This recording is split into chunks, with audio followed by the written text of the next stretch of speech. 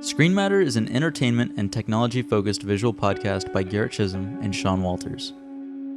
A couple months ago, there was a DC Comics event titled DC Fandom. I don't know if you heard about this. It was on August 22nd, 2020. And they had a bunch of new reveals and announcements, and I was going to talk about the Matt Reeves' Batman movie and the Suicide Squad movie directed by James Gunn, who did Guardians of the Galaxy. You ever see that movie, Guardians of the Galaxy?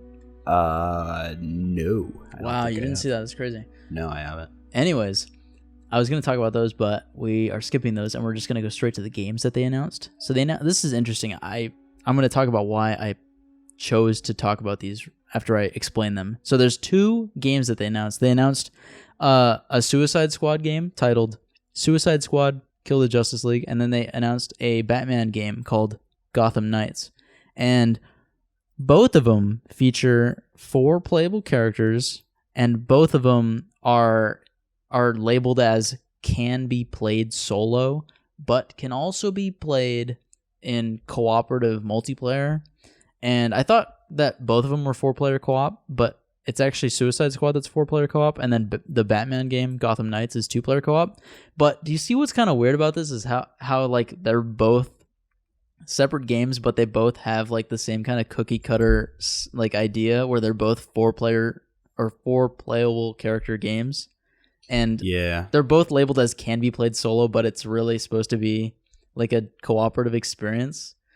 And I'm kind of against that, like the that whole genre of where it's like can be played solo, but it's for co-op.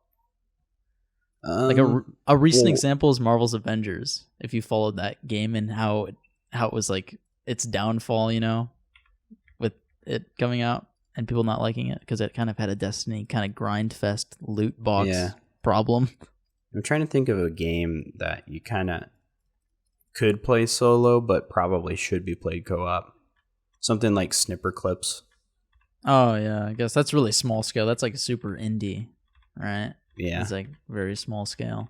Or, I think one of the big ones that people always reference is Army of Two, and Kane and Lynch or something like that. Those are like the big co-op ones that people really loved back then. But I feel like co-op games nowadays kind of just because it's co-op, it hinders the experience that they're trying to give. Like when it comes to story, co-op to me should be party style. Mm-hmm. Normally, like I guess Smash would be a good example. Mm-hmm. I guess, yeah. Fighter style. Yeah. It's just like, can you really make a cooperative story work really well? Like, I feel like that doesn't happen too often. No. And then, because you have to worry about how each person's getting the story. How often do you sit down with the same person every day to play a story-based game? Yeah. It just doesn't happen. I forgot what it was. There was a game where it was like it might have been Anthem. I think it was Anthem where it's like, oh, we'll have like the single player section separate from the multiplayer section. So like, and your like progress, your difference in progress doesn't affect it or whatever, like stuff like that. But it was just kind of a mess. And yeah, some fully single player games are praised a lot for being their own singular experiences without any worries for loot boxes or anything else like that. A good example that I always brought up was Star Wars Jedi Fallen Order. I don't know if you did you ever look at that game at all? Star Wars Jedi Fallen Order? I've watched somebody play through the entirety game. Yeah. Oh, really? Yeah. Yep. A lot of people praised it for how it was just a full, like, all-in-one package for just being a single-player experience and not, like, putting on any other bullshit onto the game. Yeah, it looked like a great game. I watched my friend Kyler play through it. Oh, yeah, especially since it was published by EA. And EA was saying that single-player games were dying, and then Respawn, the developers, who also made Titanfall and Apex Legends, were like, you know what, we're gonna make this a fully single-player experience and prove them wrong. Yeah, single-player games are very much so alive. Mm-hmm. How about PlayStation 5 or Xbox Series X? What do we think about this matchup? The matchup? I mean, you got the Xbox Series with absolutely no launch exclusives, really. Or any at all? Like, except for console and PC exclusive? Like Halo, I guess. I'd say those count because a lot of people buying the Xbox aren't going to be getting a PC. Mm-hmm. Or what about fully exclusives though? I think they're missing out on the full exclusives. I don't think Xbox will really ever have any full exclusives, but they'll have like Microsoft platform exclusives because Windows is a Microsoft platform. It's not their focus or worry anymore. Yeah. No. I will personally be getting the PS5. Is it mainly just for exclusives? I'm just Team Blue. Oh. You're just getting it because it's blue? I'm Team Blue as in I just always bought PlayStation. Oh, yeah. Just because I like their intellectual properties. I just like Sony. Have you followed the hardware and like power behind each console and comparisons of it? No, I don't know anything about which is more powerful than the other. I forget the details, but I think that the PlayStation 5 is supposed to be... Well, the way that they're doing the CPU and like the power delivery of it is interesting compared to the Series X.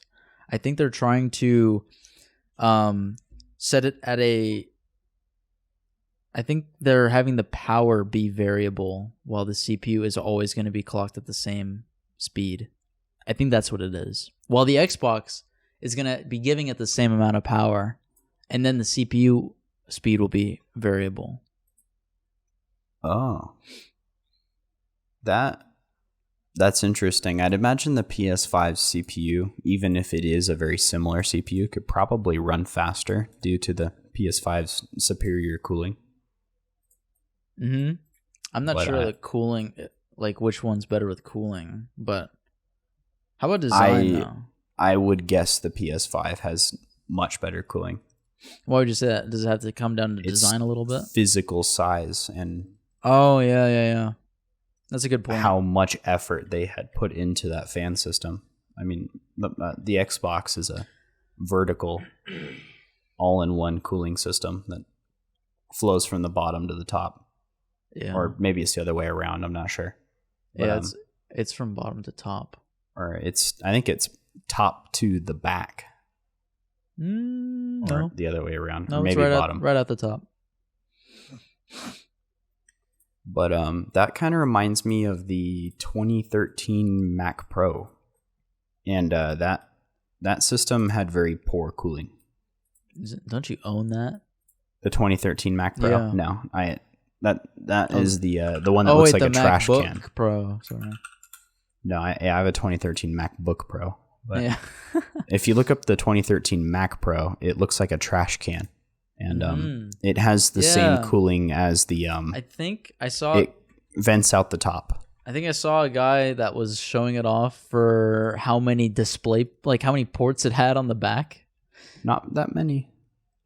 But it has a lot of Thunderbolt There was a different one ports. then. There was another one where it was like that same shape and it had a bunch of display ports in the back for him to use like 6 monitors or something like that. Or at least 4. I think it was of 6. I don't know. A design. I think the thermal design of the Mac Pro is very, very, very similar to that of the Series X. Yeah. The problem with the Mac Pro is they're cramming some very powerful enterprise grade Xeon CPUs in there, and you've got some dumbed down AMD processor in the new Xbox. So I think it'll cool just fine, but maybe not as good as the PlayStation 5. Yeah. How about this Xbox Series V thing? Do you remember this at all? This first portable Xbox thing that people were talking about? That is an interesting one.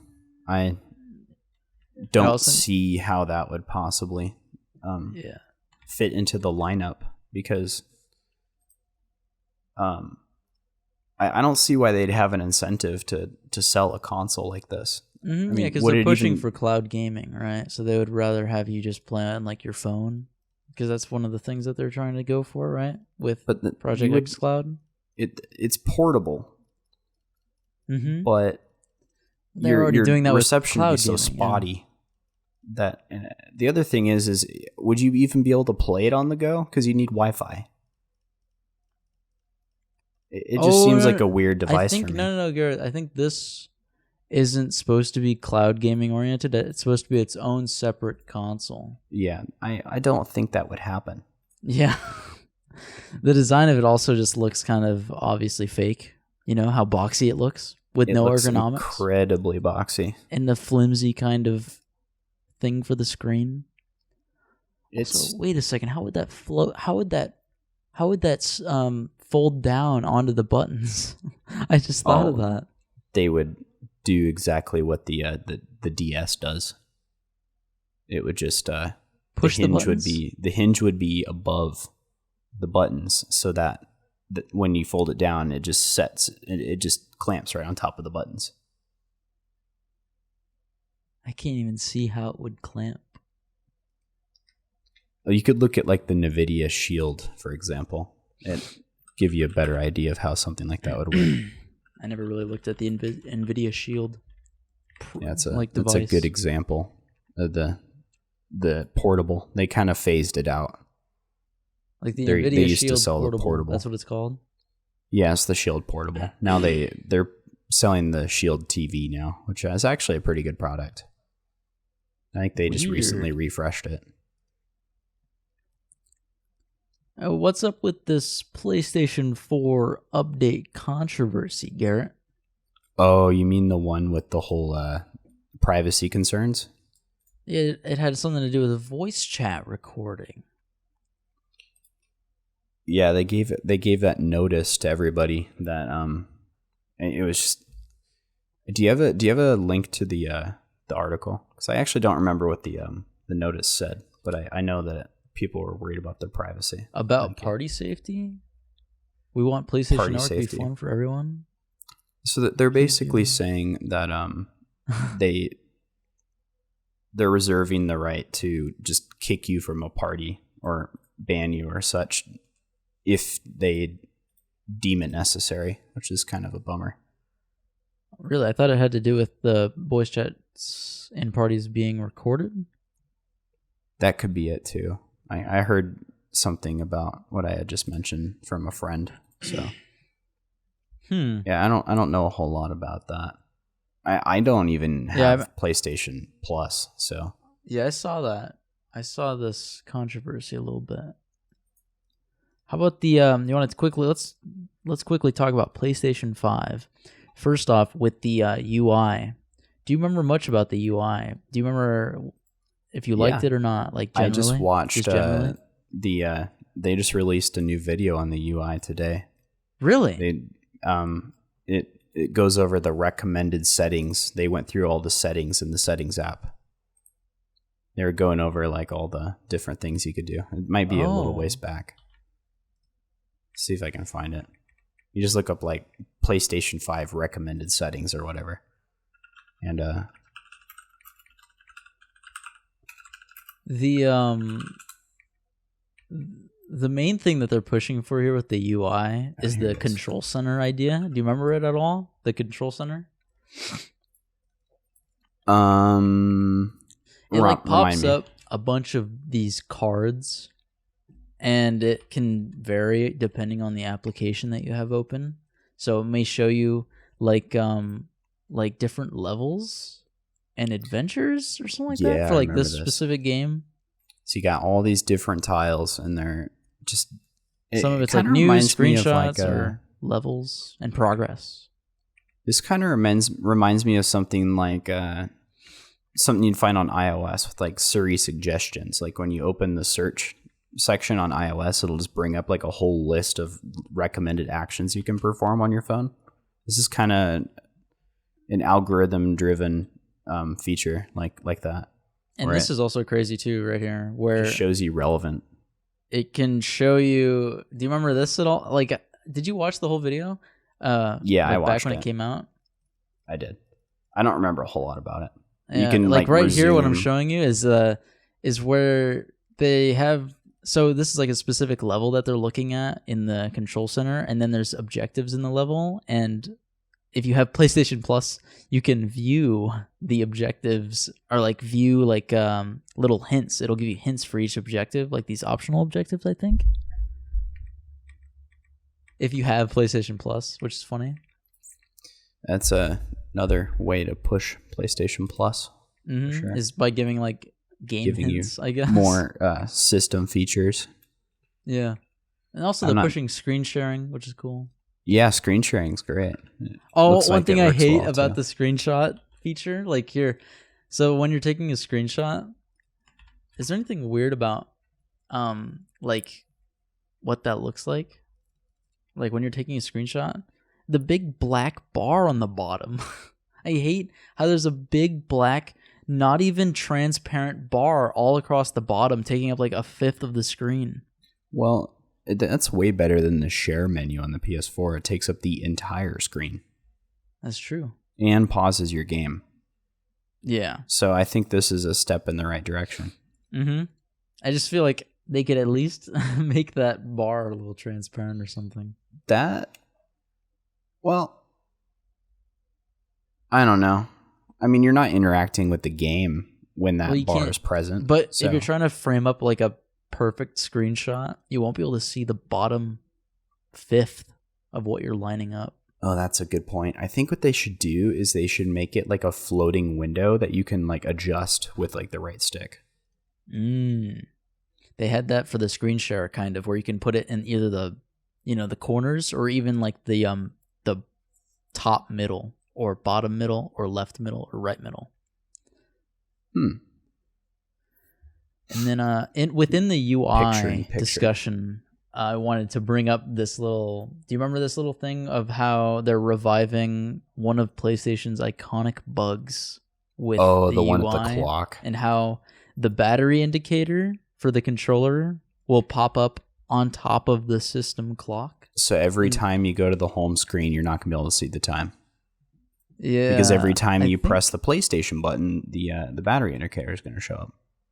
I think it was when... Is it transparent? It looks like it might be transparent. Let's see. Can you still see the time? No, it's not. It's solid. No, it's not. That's a bummer.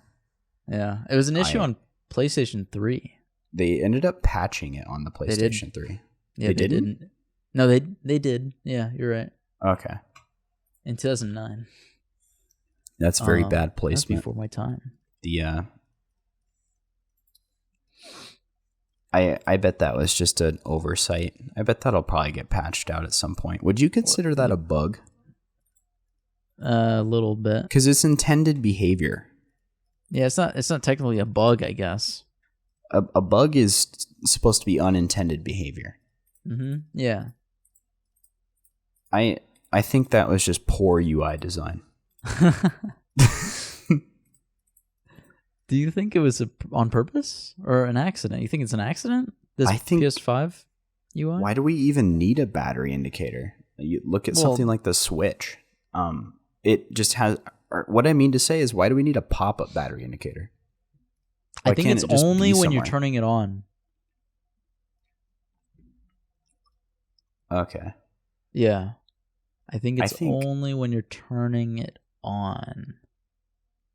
Is it the PS4 that shows you your battery life somewhere by the clock? I'll look up a PS4 home screen. It's in the bottom left. Yeah. It's not on this home screen. It's not? On PS4, you have to hold the PlayStation button down, and then the like thing on the left will open up, and it'll let you the look sidebar. At stuff on the left, and then your battery is I'm pretty sure it's in the bottom left. The quick actions, I think they call it. Yeah, I don't know what they call it. I have no idea. I think it's called quick actions or something. But I think they should just pin it somewhere, because that's important information. I think important information should always be front and center. Most people if they're on their home screen, probably want to know what their battery life is at. So I think just pin it up there by the clock rather than make it pop up. How about the DualSense controller's texture? You linked this article back from like June or July, I believe, where They talk It's about still a good talking point. Mhm. It speaks to we could talk about the design of the controller and accessories, what we think about it. What do you think about that two-tone black and white design? black and white design. Is that you speaking to the default one that comes with the regular? What? Send me a picture of it.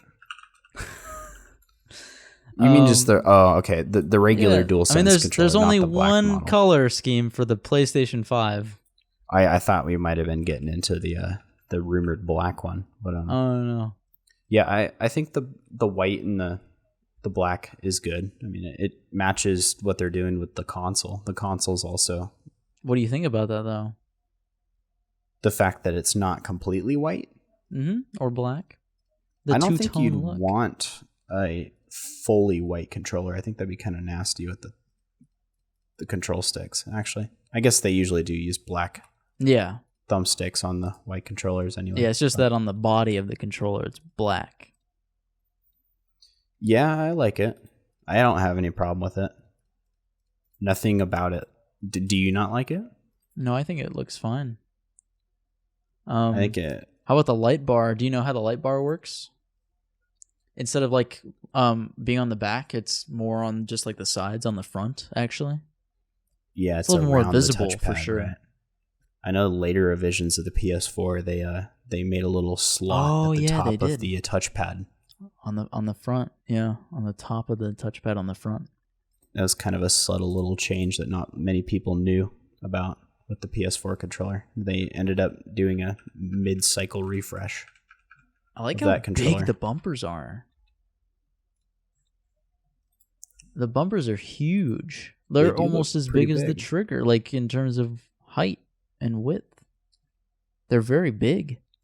What else has big bumpers like that? You can see the texture of the controller in that photo too. Mm-hmm. I think that's why it's linked in that article. The texture on the bumper and trigger looks like the analog sticks from the PS3. Oh. Do you think that the little controller, like the little symbols on the controller's texture, is necessary, or is it just like a nice little detail? Is it? I think it's very important that they added that because it'll make it very, very easy for us to spot a fake when it comes to that point where we start having replicants. That's a good point. Chinese knockoffs coming out of this controller. Oh, here's one thing that I don't think I'm gonna like that much on the controller. So if you're looking at a picture of the controller, like just look at the front of the PS5 DualSense controller. It has the PlayStation button. You know how the PlayStation button is normally a circle, but now it's the shape of the logo. Yeah. So if you were to press that down, you would feel I feel like that wouldn't feel that good. I feel like it would feel kind of cheap and weird and less attractive than a circle. Yeah, I'd agree with that. A little less ergonomic, but I mean, you're not going to be pressing the button that often, so you're not using it for gameplay. I mean, yeah. When it comes to the black DualSense controller, so we had some images for this, and I thought it was fake because it looks so ugly to me. What do you think about it? This all black version. Let me look it up. Here it is. The black DualSense. I sent you a link to the article that we're looking at. I got from it. Screen Rant. Yeah, I think it looks very ugly. Well, it looks unfinished. It doesn't seem to have that texture that the other one does. And and the face buttons don't have any symbols on them. You know, it's just completely black. That's why I thought it was like fake, because it just looks so ugly. No, I don't. Yeah, unfinished. But I don't think it's fake. I think that is just a prototype. Yeah, I guess it's apparently official FCC listing photos. Yeah, that's definitely a prototype. There's a lot. That's a mock-up right there. There's no way that's the final product. It looks far inferior to the other version, unless they're going for more of a stealth look. Yeah. We'll just have to wait and see, I guess. I They think might what be they should have waiting until done. like next year to I think finish they should that. have inverted it. They should have made What?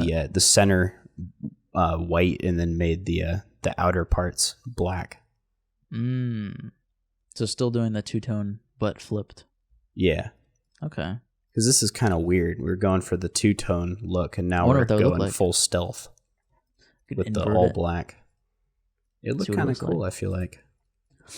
Oh yeah, we're gonna talk about the triggers and the tension of the triggers, and then the vibration and motors and haptic feedback and all that. Do you know anything about that stuff? Yeah. Oh, I mean, I know what I've heard about from YouTubers like Marquez Brownlee. Like, what have you heard about the haptic feedback, like the vibration technology? Do you remember anything for it? The vibration I technology in remember it? the YouTubers are saying that the vibration technology are very similar to like what they use in the iPhone. It's just very pinpoint accurate. I actually did hear that from Marquez. Because That he said that. the iPhone or just any really modern high end phone, my phone's got a pretty good vibration motor too. Yeah, But, it does. It's just more pinpoint precise. You can do a lot more with these newer vibration motors. Yeah. And they can tap in different spots, and they can do a wide range of different intensities. Yeah, some of this stuff is really cool. So when it comes to the PS5's adaptive triggers, Polygon had an article on how they kind of worked. I think they were actually talking about a video of a guy who tears down stuff. It was Tronics Fix, where they did a DualSense controller teardown, and then he looked at the triggers specifically in the module for the triggers, and they're basically they basically have like this kind of, I want to look at this again. Actually, they're able to change resistance using some pieces on it. Let me listen to it really quick.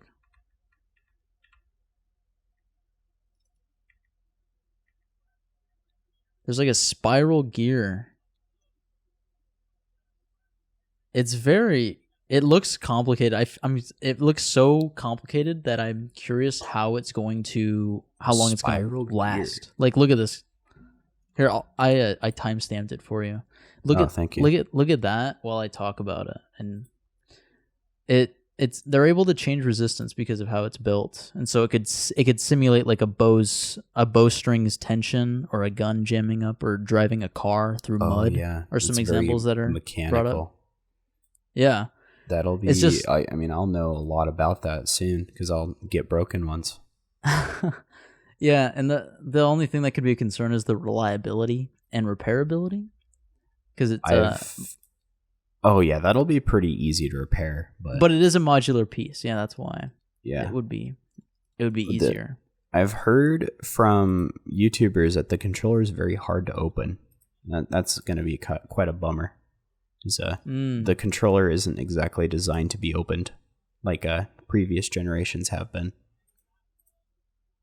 It's going to be more like opening an iPhone, where you're going to have to do some serious, you're going to need some serious tools in order to get it open.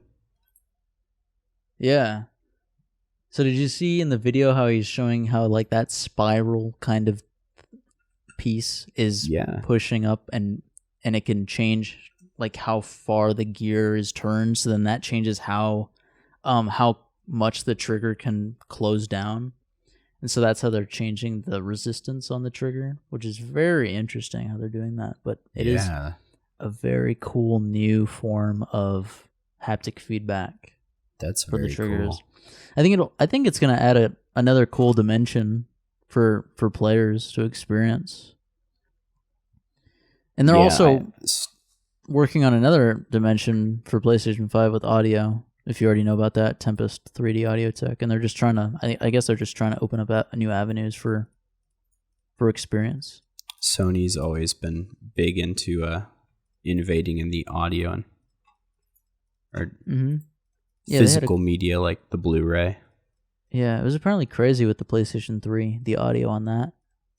It was like way ahead of its time, apparently. I think the PlayStation 1 had audio ahead of its time as well. I think people still use the PlayStation 1 in order to play back CDs, just because the audio controllers and the audio chip in there is really good. Yeah. I mean, the PS2 was a really affordable DVD player when it came out, so that's why it sold so well. Sony's been pretty good at selling their consoles.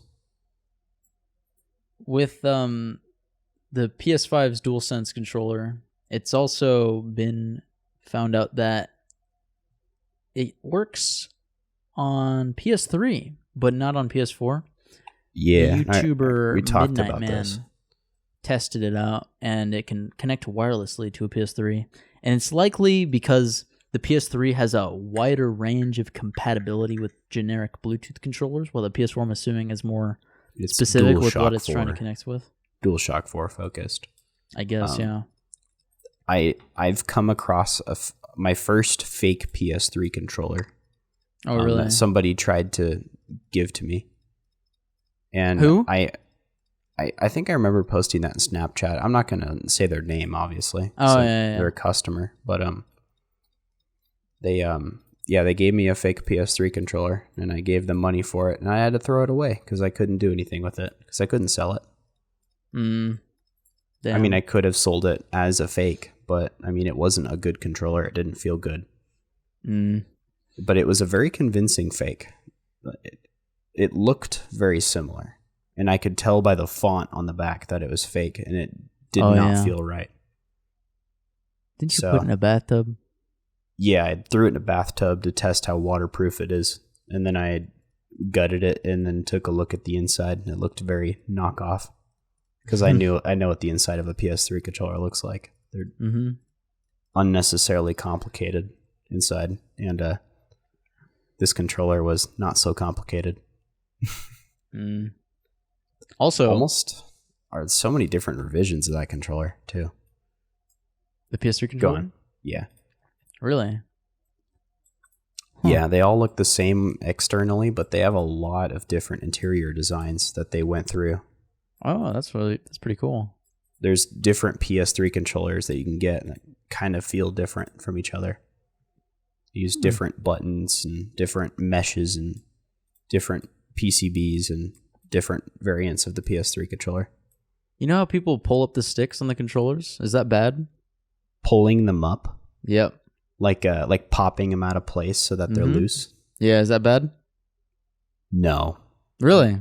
I thought it was. I mean, if you did it repeatedly for, 500-600 times, probably it would wear out to the point where it would pop loose easier, but it's not gonna do any harm. I mean, the rubber piece that goes over the actual joystick is a softer material, so it won't wear down the actual joystick at all.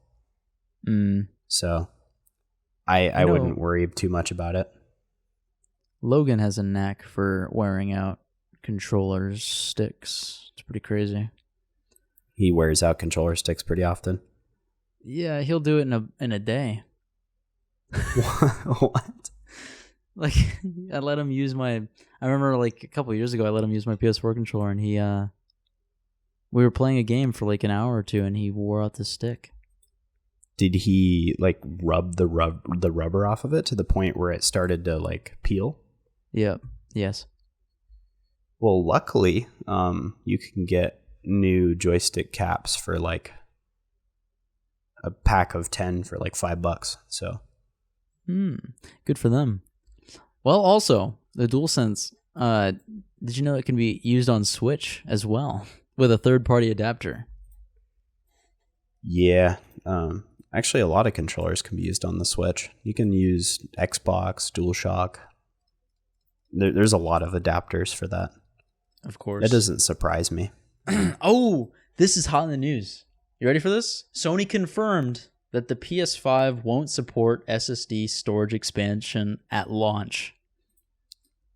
This is hot in the news. Huh? They're probably working out some sort of partner compatibility. Program. Yeah. They told The Verge that the slot for expanded storage will be disabled out of the box because they need to test for compatibility with the M.2 SSDs. They need to make sure that they're fast enough, thin enough to fit in there, and work with Sony's I/O controller. That makes sense. That's fair. Yeah. It's better than delaying the whole launch. Yeah. I think 1 terabyte will be plenty for most people for a couple months. It's not 1 terabyte. What is it? 825 gigabytes. And you know why? Because of the system. What? The system, right? The What do you mean system's operating system. It's because... No. It's 825 total. Oh. And then it's rumored to be 667 gigs usable. Wow, that's kind of embarrassing. Do you know why it's 825 gigs? You know why they came to that number for the total size? It's because no idea. They did research, apparently. Sony did their classic research. And they saw that the normal amount of games used on like a PS4 was 825 gigabytes. And so they're like, 825 gigabytes will be enough then. That's the amount that the average player uses. So we're going to use that. I think that was just a cost-saving measure, if I'm being honest. Because maybe it was. Wow. That makes me kind of consider waiting for maybe a version that'll come out for the same price with more storage at some point. Because I think people are going to fill up that 1 terabyte or 820 gigabytes. Or 667 gigabytes. I have such a storage problem on my PS4. I have 1 terabyte. Yeah, me too. Or no, I have 500, which is terrible. I used all of my 500 gigabytes. I can only store like 5 games on my system. Wait, you just said you only have 500 gigs? Yeah, I have 500 gigs. Oh my goodness. My personal system has 500 gigs, and it's always full. So every time my sister wants to download something, I have to figure out something to delete. Let me find my place. I got signed out of... don't you love it when you get signed out of the school account, your school email? You get signed out of your school email? Mm-hmm. Yeah, I think I just got signed out of this dog. Did you get signed out of it too? Yeah, of course. I was trying to scroll through it. It just signed you out and refreshed. Yeah, I had to find my place. Oh yeah, the Sony PS5 faceplate lawsuit. A company called Customize My Plates announced that they would be selling custom faceplates for the PS5, and then after legal pressure, Sony forced them to cancel pre-orders. Huh. I guess that means at some point Sony plans to sell those themselves. Maybe, yeah. Or do you think it maybe just is because... Do you think the removable faceplate is actually a feature or a byproduct of the design of the PlayStation 5? I think it's a byproduct. I don't think it's intentional. Because they would have to release... They'd probably release like a tutorial on how to like replace your faceplate for third party or just our faceplates. I think faceplates will probably be pretty popular on the PS5 though. I mean, they're pretty easy to swap. At least I've heard. So yeah. Also, the domain that they used had to be changed because it was... Get this. This is what their domain was for their website. Any second now. You ready? Go for it. You ready? Yeah. I'm looking for it. Oh. Oh, here it is. It's PlayStation5.com. PlayStation 5. Yeah, and Sony forced them to change it. Clever, though. Clever. Anyways, moving on in the news. Marvel's Spider-Man. We're going to dive deep into Marvel's Spider-Man really quick. So, did you see that they recast Peter Parker in the remastered version for Spider-Man on PS5? No. Really? You have to look at that article. Here, I'll send it to you. I know it's coming out pretty soon. What? Miles Morales coming out pretty soon, right? Like 1 week. Mm-hmm. I'm not sure when this remastered version's coming out. I guess it's just coming out on launch. I'm pretty sure it's coming out on launch of PS5. But yeah, look at that recast for Peter Parker. We talked about that. He looks so much different. Higher frame rate, new suits, and also we're changing Peter Parker. Yeah, he looks completely different. They didn't give a lot of detail as to why they changed it. It just has something to do with the face model being more fitting and like a better match, so that they can have like the next gen experience when it comes to facial capture.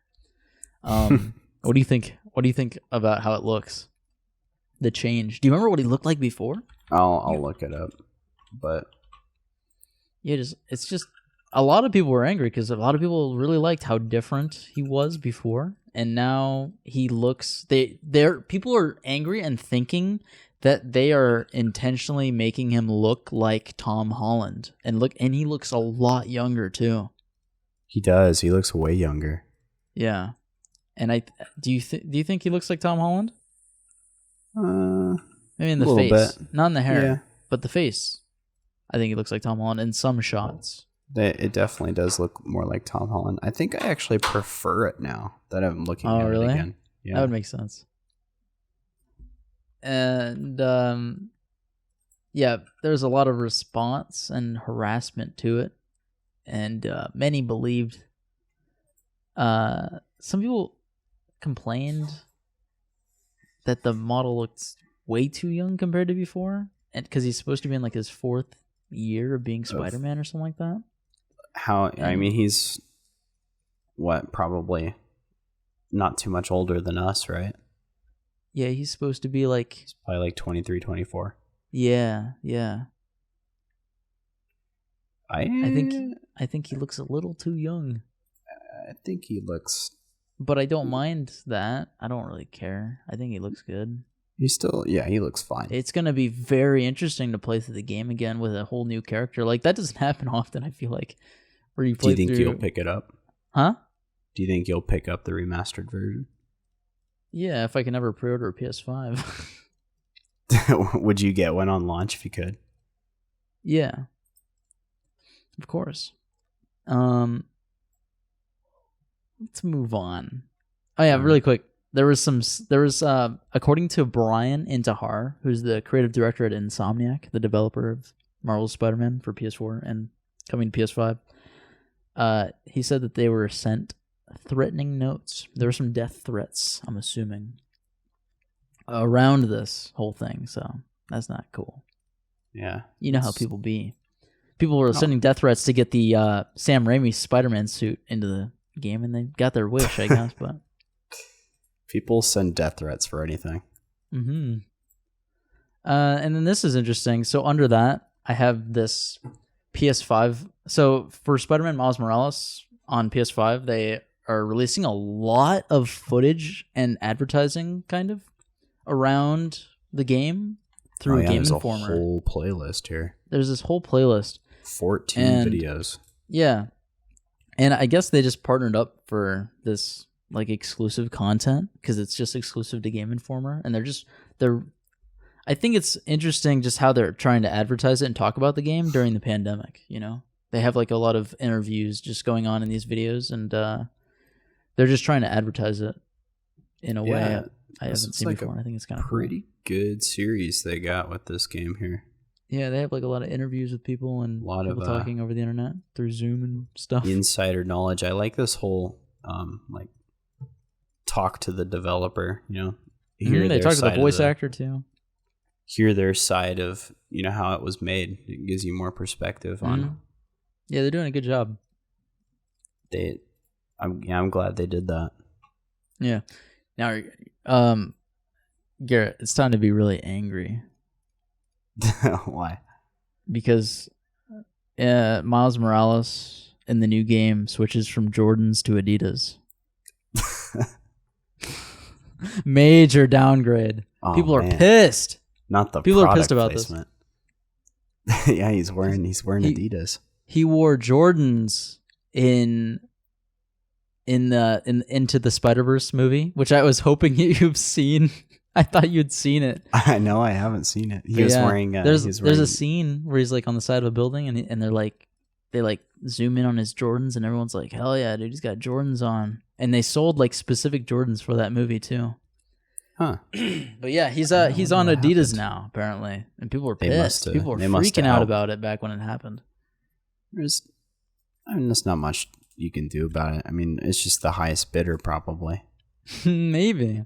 I wonder if that's how they did it. It's pretty crazy. They probably pretty crazy, dude. It's very interesting. I wonder. Yeah. Put up an auction for that product placement there. Yeah. And then so there was a leaked video that I got to see before it was taken down. It's probably somewhere else on the internet, but I watched it before it was taken down by Sony, where it showed the loading time for Spider-Man Miles Morales. Apparently someone got like a PS5 early or something like that. He had Miles Morales and he loaded it up, and it took about, from launching the game, 20 seconds to get into gameplay. Yeah. So there will be loading screens, just not as many of them.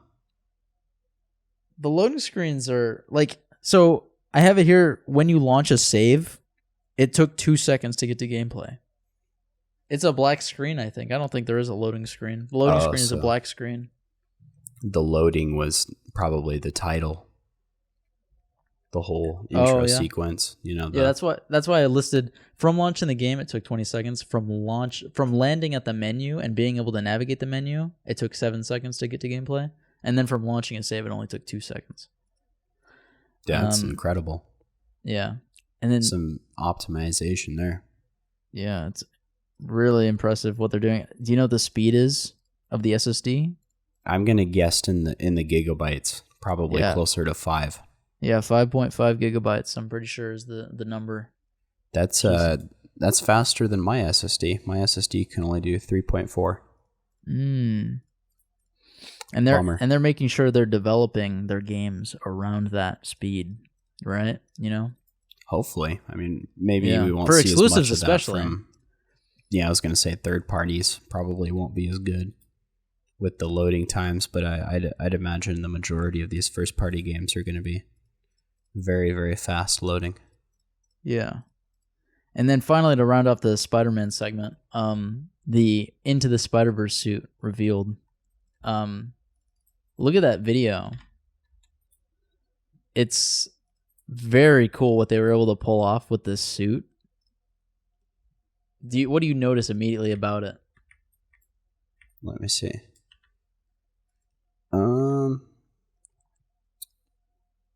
The frame rate, of course. It's like they were able to adapt the frame rate from the movie, like that style of low frame rate for the suit, which is actually an option you can turn on and off, which is another cool thing that they allowed. So you can play with the suit without the low frame rate.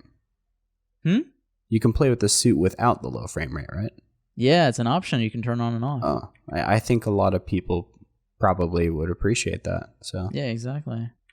And it has a cool like comic book punch effects. When you hit like thugs, it'll say like "pow." Yeah, and this stuff looks like that. Sick. It's got the comic book effects. Yeah, I'm watching it right now. There's a lot extra going on here for the suit. I wonder if we'll probably see more suits like that. When was the last time you played Spider-Man for PS4? Probably like a month ago. How do you think the game looks compared to that? When it comes to like animations, especially like they talked about how his animations are his own. Well, I mean, I'm watching the low FPS suit, so it's kind of hard to tell. Yeah, that is true. How good the animations are for Spider-Man, but I mean, graphics-wise, I don't think it looks a whole lot different. Yeah, it looks a little bit better, but it's not like drastically different, especially when it comes actually, to like, the particle effects are way, way more high definition now. There's so many more of them. For sure. I think it's snowing a little bit in this scene, and wow, like I'm like pausing and on these frames, I can see like these tiny, tiny, tiny little snow particles. Yeah. They're reflecting light. One cool thing with his animation set is that it's just a lot more loose compared to Peter Parker. Like Peter Parker is notably more like precise with his movements, but Miles is way more loose and kind of he's like an amateur kind of when it comes to like his movement. He's like kind of flopping around and stuff, which is what the animated movie did a lot of. Mm-hmm. Yeah, like when he's also when you're swinging, if you try to find like some swinging footage in that video, I noticed that when he's swinging and he's turning, the camera goes on an angle with him, which is a really cool effect that they didn't do before, I'm pretty sure, in the original. Yeah, let me see if I can find that. You might only be able to notice it when he drastically turns. Yeah, but I'm not seeing a whole lot of that. They don't do that very often in this kind of footage. It's looking pretty neat though. Yeah, how about the game emulation? Looks great. You want to quickly talk about your Vita emulator and your Egg NS emulator? Sure. Yeah. Egg NS is a Nintendo Switch emulator for the Android platform, and the article here says that it's shady. It is kind of shady. It kind of just came out of nowhere, and I think it was developed by some Chinese company, but the emulator can actually emulate Switch games in some cases better than they can be done on PC. Do you have any idea why that is? I don't believe so. Android smartphones have very, very similar hardware to the Switch. Oh, they're both using ARM architecture, so it doesn't require a whole lot of code translation, so it's more native. So the Switch emulation can actually work faster on an Android phone than it can on a PC. I think in the not so distant future, we'll see very, very precise Switch emulation done very quickly on the Android platform using those like controller attachments. Controller attachments. Yeah, they kind of have like Joy-Con ripoffs that you can use on Android phones. That's kind of what people are gravitating towards for this. Interesting. Have you tried it? Have you seen it being used? Like, is it in action? Yeah, I've seen YouTube videos of it functioning on different phones, but no, I haven't used it. I don't really trust the application. Oh. It's closed source software from some shady company. So I'll probably wait till, an open source project like Yuzu jumps on it and ports it to Android. But it's very early stage right now. I like this kind of development, though. Yeah. How about the Vita emulator? The Vita emulator, that is a very experimental emulator. It just recently came out, and it has extremely low compatibility.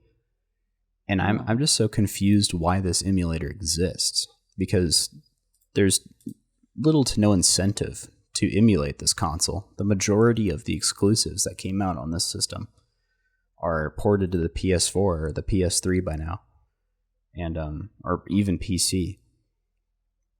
Yeah. So we're just kind of emulating a system that kind of doesn't really need to be emulated. Yeah, that's pretty weird. But there seems to be a community behind it, and it's interesting. And it kind of works, but yeah, it's something. How about streaming services, boy? What streaming services have you tried? Well, I did Steam Link because I have a Steam Link, and that works pretty good. Kind of a different ballpark from the rest because it's local. Yeah, it's more accessible. Yeah, it definitely is. And then PlayStation Now, I've used that, and I didn't like the lag or the frame rate. Wait, was it? No, it was not the frame rate. It was really just the lag and the resolution a little bit. Was Stadia any better than that? Stadia was pretty good. I think the lag was definitely better, I don't know. Do you remember couldn't when have been that bad if you I didn't- added this section in because I was curious to see if you remembered your testing comparing a lot of these. Remember when you compared all of them? I have not used Stadia. Oh, I thought we did. You used it. I never started my trial. Oh yeah. Huh. I'm saving that for when it gets a little bit better. Have you ever heard of Shadow? For No. streaming? No. What is it? Who runs it? I don't know. I don't know. I just added that. I know you got Shadow Amazon's Project Luna. Or whatever it's called. It's just some kind of streaming. I have no clue, honestly. I think Steam Link is really the most practical for now. Just because, and at that point, it doesn't really make a whole lot of sense because you could just go play on your PC. I'm not too into streaming right now. Game streaming. But are you into games? Oh yeah, I'm into games right now. What have you been playing recently? Genshin Impact. Mm-hmm. Free to play. Makes it very accessible to a large audience. The boys can play it with me. They don't really have to spend any money to get into it. Kind of like Among Us. The boys. I think it's very important that Among Us is free on mobile because anybody can pick it up. Oh yeah, play it. That was one of my talking points. Was its popularity, and is it popular thanks to the mobile aspect? Do you think? I think so. Among Us, for sure. A big part of that community, I think, is just people on mobile because all the memes center around the chat, which is usually just used on mobile because they can't use voice chat. Yeah, I use the chat if I'm playing with randoms, of course. It was certainly a fad game, but it's not as popular as it used to be. I'm pretty sure. No, it's. I wonder what the definitely new going fad away. game is now. It's What's the new big game that everyone's playing? Maybe there isn't one. I don't think there is right now. I think Among Us is still kind of. There was Fall Guys, downward. And then Among Us. I never got into Fall Guys. I didn't play it either. But I know that was a trendy one, at least for the Twitch audience. And then let's talk about. Do we think that that streaming is the future in the video game industry? As opposed to playing locally? Yeah. I think they can both exist. I think there'll always be. It's really tough to say. I can't predict something like that. I remember people talking about that though when video game streaming was becoming like a thing. People were like saying that it was going to be the future. But a lot of people were skeptical, obviously. I think it's pretty hard to say. I don't think our internet in its current state can physically handle game streaming. Yeah. How about Watch Dogs Legion? There was this thing, hackers threatened to release Watch Dogs Legion source code. That's really funny. Because the game's about hacking. Yeah. And then also, after that, Watch Dogs Legion it's running 4K 30 FPS with ray tracing on PS5 and Xbox Series X. What do you think about that? Well, that's impressive. Yeah? Yeah.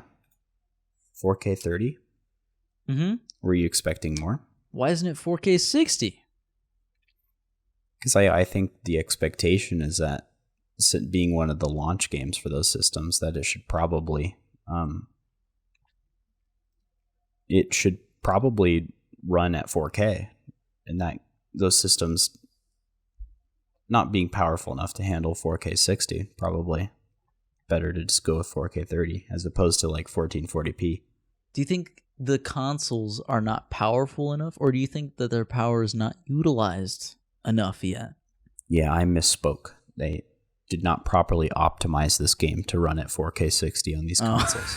Okay. I think if they most certainly could have done it, but they had to meet an expectation for graphics fidelity. Do you think we could achieve 4K 60 FPS ray tracing in the future with these consoles if their power gets utilized enough? With ray tracing? Probably. Yeah. Yeah. It depends on the scale of the game. All of it. The whole can of beans. I bet that tech demo that they're including with the PS5 probably does exactly that. Oh, it's just Unreal Engine UE5? I mean the one that shows off the capabilities of the controller. I forget what they call it. There's a game that comes with the system. Huh. Kind of like how for PS5? Yeah. Yeah, just look up like DualSense game. Was it the Astrobots game? Yeah, the Astrobots. Wait, really? Yeah. Huh. I bet you that makes sense. Probably run it. I forgot about that. 4K 60. I don't see why it wouldn't. Yeah. I think because I was games, saying that because you think I bet they're definitely going to utilize power in these consoles better later on as they get more familiar with the consoles and how to code for them or whatever, make games for them. Kind of like how PS4 games are absolutely beautiful now. Yeah, like Last of Us Part 2 at the end of the PlayStation 4's lifetime looks really good. Incredible. I can't wait to see what they come up with at the end of the PS5's lifespan. Oh, yeah. You need to see Last of Us Part 2 in native. You need to see it natively still. Yeah, I haven't seen it natively. I've only seen it on YouTube. It's great. I should go and play it on a high-resolution screen. Mm-hmm. Even though it's 1080, right? Yeah. You would need a Pro for that, right? Yeah. If the Pro even goes past 1080p in that game, it might not. Yeah, it does. You can play Last of Us Part 2 in 4K, 30 FPS on a Pro. I probably wouldn't bother getting a Pro. Yeah, I know. Yeah, you wouldn't. You just get PS5 now. You really have no incentive to get a Pro model. Yeah. Oh yeah, this is funny. So the Watch Dogs Legion algorithm apparently accidentally created a highly inappropriate character. Now, characters in the game, are randomly generated with random qualities and skills and abilities and perks, and they'll have like a random job and then like a random description. Like maybe the random job that they have is like a construction worker, and then the description is like afraid of heights. Yeah. With this specific example right here, I want to send it to you while I talk about it. Here, look at this tweet. That tweet is the tweet around that's the original source right there. It generated a pediatrician with the description reading, ended personal relationship with patient. Ended personal relationship with patient. Excuse me, dude? Pediatrician having a personal relationship with a patient and ending it. Huh. Yikes. Anyways. I don't understand how it's inappropriate. Well, pediatricians, usually their patients are children, like under 18. Oh, okay. Mm-hmm. Yeah. Yeah. I get it now. Yeah. That took me a while to figure out. I probably wouldn't have figured that out if you didn't explain it. I wanted to compare. This is a fun little thing I thought of. Fun. I don't know. We're going to compare the user interface for each game, the Watch Dogs games. So I've linked up these YouTube videos. 1, 2, and 3. Yeah, 1, 2, and Legion, not 3. You can't call it 3. It's Legion. Does it say Watch Dogs 3? No, it doesn't. It doesn't. It's the third game, though. How would you describe the first one's UI? It's definitely more I don't know. It's darker. It fits the tone of the game, you know? I think they each fit the tone of their games. Because 2 is a lot more happy, kind of, and a little bit more like a little bit more just a little bit more silly and funny and lighthearted. The first one is way more serious. The first one, I'm not really feeling the first one too much. Looking back at it, it's kind of blocky. The map, blocky. It's kind of in particular, has like this interesting kind of strange fade around the edge. Yeah, it kind of. Do you really like the second one though? I really like the second one. I think the second one is my favorite because it's just like emulating like a cell phone. Yeah, like the bottom left map. I really like the blur effect they used in the weapon grid. That. Although I really love the blur. I don't like the weapon grid. Yeah, the blur effect. I love using that in like design. I still don't understand why they used a grid instead of a wheel.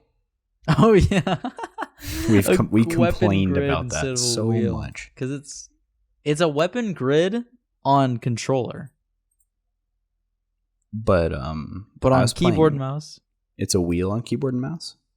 No, it's a grid on keyboard and mouse, but on controller, it's a wheel. It kind of has to be a wheel on controller. Because, I mean, how else would you select them? You'd use the analog stick anyway, so you might as well just make it a wheel. Mm-hmm. But I don't understand why they went with a grid for PC. I guess the button bindings, they were going for. They were expecting us to use the bindings. But yeah, but what would be the point of showing the grid then? I think if the grid is going to appear, it should be a wheel. Yeah. Big oversight there. I did want to say that, though, for the Watch Dogs Legion UI, I don't like how it's kind of tacky and it's trying to be like this weird high-tech kind of tacky UI. It kind of looks... It doesn't look very Watch Dogs-like. It just looks generic. Yeah. It looks like every other UI. Yeah. I really like how the second game's UI is unique. I think Legion's UI kind of looks outdated. Yeah, because it has like that weird high-tech kind of, you know, we're making it look like it's high-tech and hologrammy and it makes it look tacky like and cool. 1990s futuristic kind of look. Yeah. I don't think it looks very good. Oh, did you see this? That Uplay is being changed to Ubisoft Connect? Yeah, I think you told me that. I did not. Is it just a rebranding? Yeah, they just changed the name. They barely changed the program. I opened it earlier and it looked the exact same. It is the exact same. That's just a rebrand. I think the in-game overlay is the only thing that's different, but who cares? Yeah, I never opened up Uplay to begin with. I kind of ignore it. You still open Epic? Get your free Epic? Games? Yeah, I open Epic pretty often. In fact, you know what the free games were? What? You know what the free games were? For this week? I don't know. Yeah. I'm about to check right now. It was, I believe, Blair Witch and Ghostbusters. Huh. I missed see. Quite a few free games. Why do I keep getting friend requests on Epic? I've got some too. That's weird. It's annoying. It could be mutual friends. Who knows? Oh, there's new free games right now, Garrett. Oh, no. If you didn't get the last ones, you missed them. Yeah, I don't really care. I've missed so many at this point. Oh, no. I think I've only missed like 1 week. What? Do you know what you missed? No, that's the worst part, is that you don't even know what you missed. I gotta go buy it. I gotta have the full collection. I missed it. I could have gotten it for free, and now I have to buy it. Now I have to buy it. Yeah, now you have to buy it. I have to buy it so many because I missed so many.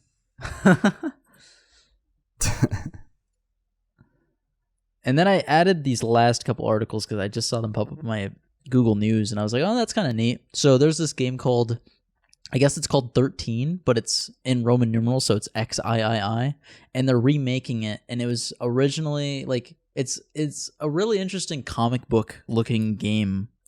Like I have the original video game like gameplay linked up.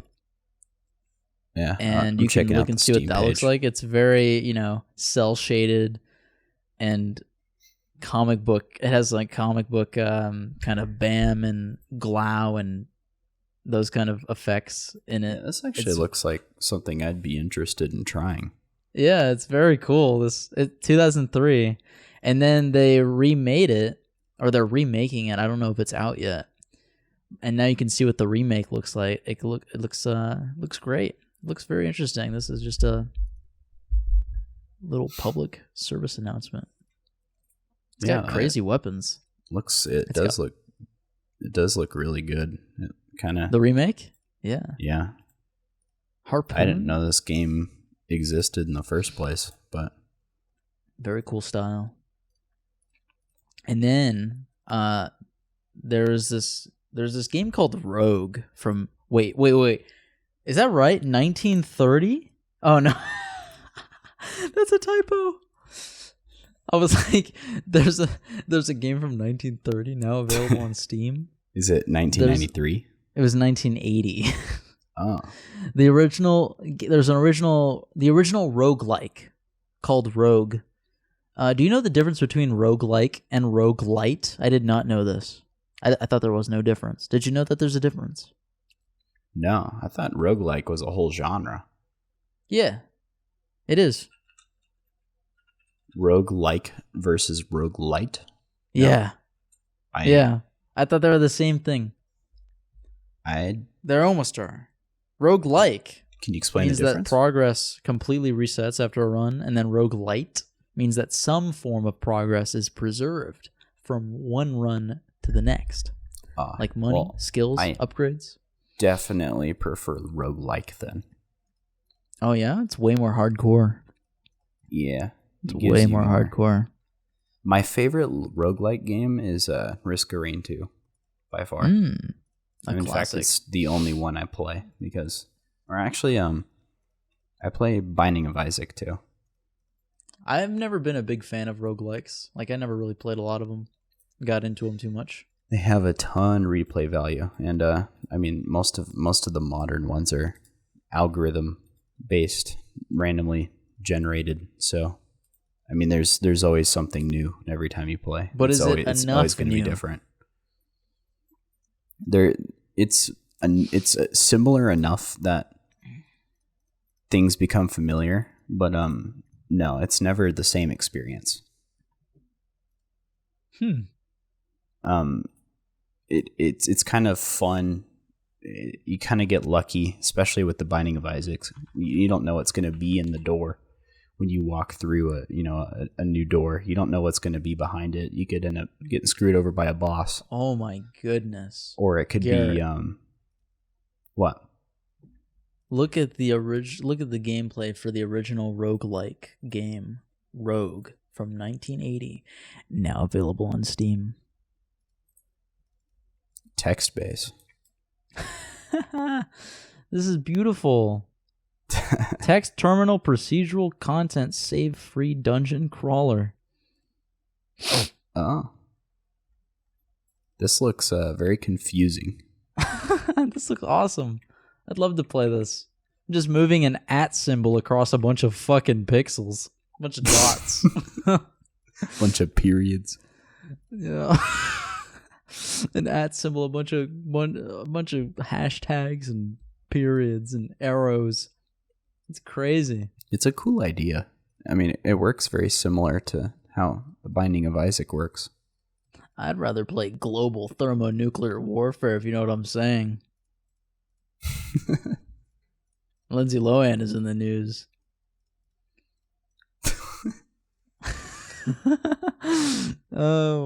Genshin Impact. You have anything else you want to say about Genshin Impact?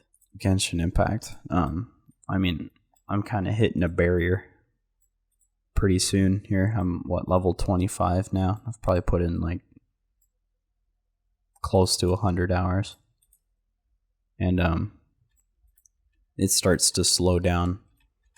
Mainly because I'm kind of hitting a point where there's not very much more content because the game just came out and it's not a complete game. Because it's supposed to, expand kind of like a game like World of Warcraft does, where, updates come out and expansions make the story larger, make the game larger. And it's a free to play single player game, so that's kind of how they're doing it. Keep players enticed by giving them daily quests or whatever, and then add story later on. I'm not really feeling it lately either. I enjoyed playing up to the point where I am now, but I probably won't play it as often anymore because I'm kind of running out of things to do. Have you been playing anything else? Well, I started playing Beat Saber again because my roommate lets me use his index. And we're together as a group. It's a little tricky with the knuckles because they're shaped kind of like Mace Windu's lightsaber. So you have to get you got to get used to the new angle that the knuckles give you. So I had to relearn how to play Beat Saber. But I'm getting back into it. Tried some pretty hard beat maps. I'm not quite as good as I used to be. Oh, let's really quickly talk about surprisingly good kid/family games.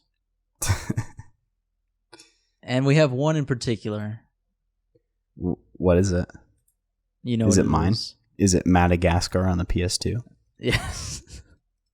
Yes, it is. I have to look at some gameplay of it. Talk about it. Madagascar on the PS2 was a game that my family got me when I was probably 6-7 years old. And it's a movie game, and it happened to be really good. It's a really good platformer. It played. I should watch this. It looks beautiful. I want to skim through it so I can talk about it a little Super bit more. Mario Sunshine, but with animals. Is that basically it? I guess the platforming's probably better. I'd have to replay it, but it's not a bad game. It's actually quite entertaining to play. Now, why on the PS2? Why on the PS2? Oh, because that's just what I owned it on. I think it's on other platforms too. But it's one of those surprisingly good movie games. I actually remember watching something about it on YouTube. What made it really good? It just had really good platforming. The platforming was really good. I wonder if Psychonauts Toys for Bob. Toys for Bob is the company that made this game. They're the same company that made the Crash remakes. Oh, weird. Sound familiar? Toys for Bob? Yeah, you should probably be able to pull up some list of games they've made. They've made some really popular games. They're making Crash 4. Yeah, they made Crash 4. They made the Spyro collection. They made, look at that. If you go down the list, you'll see Madagascar there. They did Madagascar 2 on the 360. They did some really weird games, but they're actually a pretty good design studio. I would recommend, for mine, Toy Story 3. Do you remember why? Toy Story 3 on the PS3? Yeah. On the PS3, specifically on the PS3, because it's an open world game, right? 2 local player split screen. 2-player local split screen. And it was awesome. It was an open world sandbox where you would collect coins for doing stuff. And my favorite part was that there was goo that you would throw on people and things, and it would make them smaller or bigger depending on the goo that you threw at them. It kind of reminded me of Gmod. I showed you when I was once, playing didn't I? it. Yeah, we played it together at one point. Oh yeah, at your house. That was I great. played through a little bit of it. We were having fun. It was pretty entertaining. Mm-hmm. Oh, for the final thing, I wanna do a small quiz for you, Garrett. You ready for this quiz? Yeah, sure. Did you study for it? No, I don't think so. Okay. So I'm gonna have you try to name a game that released a specific year. I think I'm going to be bad at this. Oh yeah. Probably. Okay. Can you name a game that released in 2020?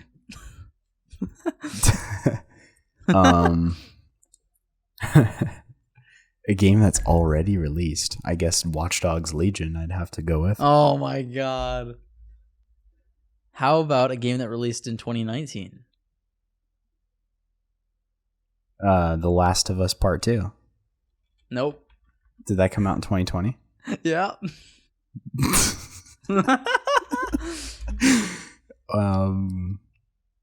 Shit. I can't think of one. You can't think of a game that came out last year? I don't think any games came out last year. There were some Nintendo ones that you should know. There was a Nintendo one. Think about Animal Nintendo Crossing stuff. came out in 2019. No, it came out this year. Did it really? Yeah. What about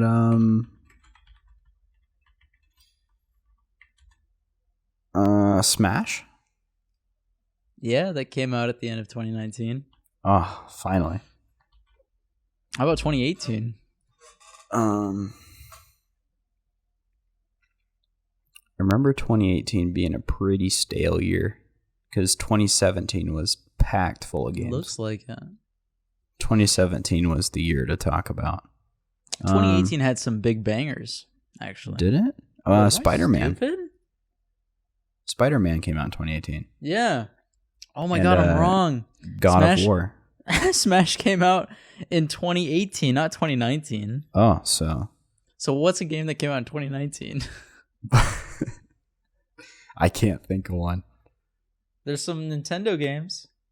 Oh, you played? Are they? There was this one that Patrick got you to play, and you wanted to play through all of it, and you did play through all of it, and it was in a series. Oh, that doesn't ring a bell. Developer Capcom.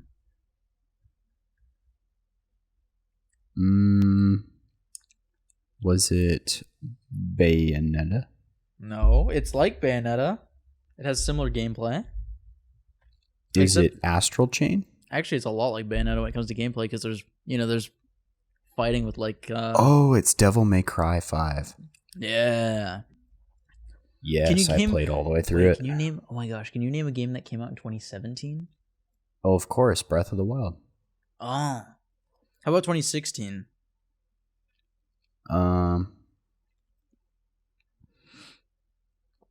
We'll see how far back we can go. 2016. I'm trying to think of one too. I'm not looking anymore. I was checking, but I gotta think now. I think Watch Dogs 2 came out in 2016. Check it. It did. Yeah. Got it. Okay. 2015 now. Oh, I already know one. I already know one that came out. I already know one. At least one. I can't think of one in 2015. I started Witcher getting 3. That starts to go back to like early high school, and I don't have very vivid memories of early high school. How about 2014? Just gotta keep doing this. 2014. That's when the original Watch Dogs came out, right? No, that was 20. That was 20. Oh my god, you're right. 2014. We really like Watch Dogs. How about 2013? Yeah, you lost me on 2013. Maybe I think they released do remakes or remasters count? Sure. I think they released Wind Waker HD Check it. Yeah, it did. Yeah. The one that I always remember is Grand Theft Auto 5. That's the one that came out in 2013. That's always in my mind. Oh yeah, that's true. What about 2012? I'm thinking that's around the launch of the new consoles. So I'm thinking of a launch game. You think of any? Oh, I mean, there was the Need for Speed game. Need for Speed Rivals. I thought Grand Theft Auto 5 came out in 2012. No, it was 2013. It came out like right before the new consoles came out. Oh, It was like September 17th or something like that. Zombie September 17th, I did get it right. I was thinking launch games for 2012. Launch games for what? Or 2012. Launch games for what? For the Wii U, because that's when the Wii U came out. So how about Zombie U? Yeah, that's what I said. Yeah. That's not really a popular game, though. I remember I looked at a video around that because of Tobuscus. He was like interviewing people around it. What a weird game. It was designed specifically for the Wii U. One of the only games that did get designed specifically for the Wii U. Or, that didn't get ported to the Switch. That's one of the true exclusives. Actually, I think it got ported. On PC. Are you really? Mm-hmm. They rebranded it, probably. It's just Zombie now. They renamed it to Zombie. Yeah, they did. They removed the U. Mixed reviews. Yeah. Ouch. It must not be a very good game. We gotta end this with a bang. You ready? Yeah. So, new logos for Pringles and KFC. What? Pringles and KFC? Yeah. Can you believe what the new logo is? So when I saw these new logos, I didn't even notice what they changed on them. What? Oh, that looks way different. Colonel Sanders, what happened to him? He's smiling. No. What? No. Oh, his head's not sideways anymore? No. Can you not tell? The difference with the KFC logo? I gotta look it up. Look up the original KFC logo. And then come back.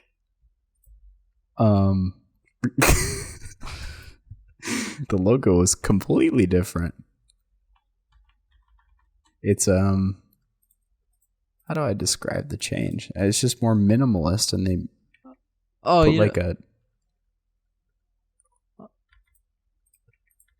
I can't really it's like a partial body photo. It's just his head now.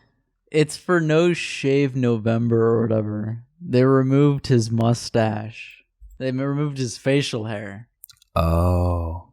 Like, look at the Pringles one. Look at the tweet, the embedded tweet at the bottom of the article with the Pringles logo.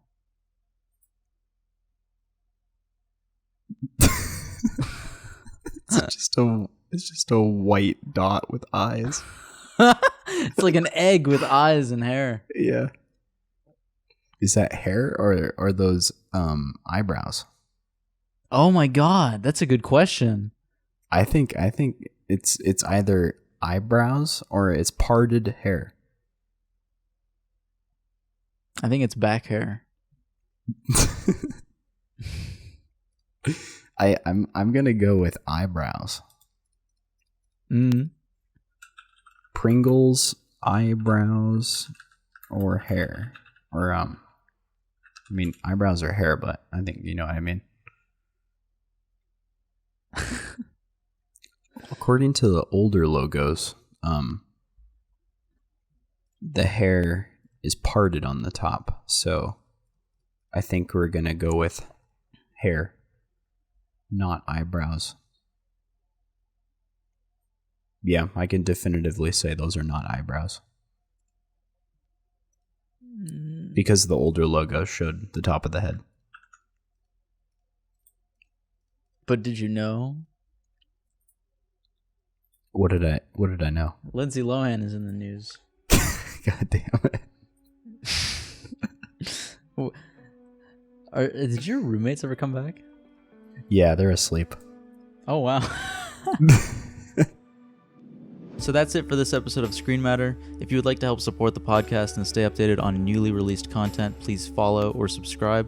If you would like to follow and learn more about us individually, Garrett is at Garrett Chiz on Instagram and Twitter, and Sean is at Software Damage on Instagram, Twitter, YouTube, and Twitch. We want to thank you for listening, and we hope to see you come by next time for more Screen Matter.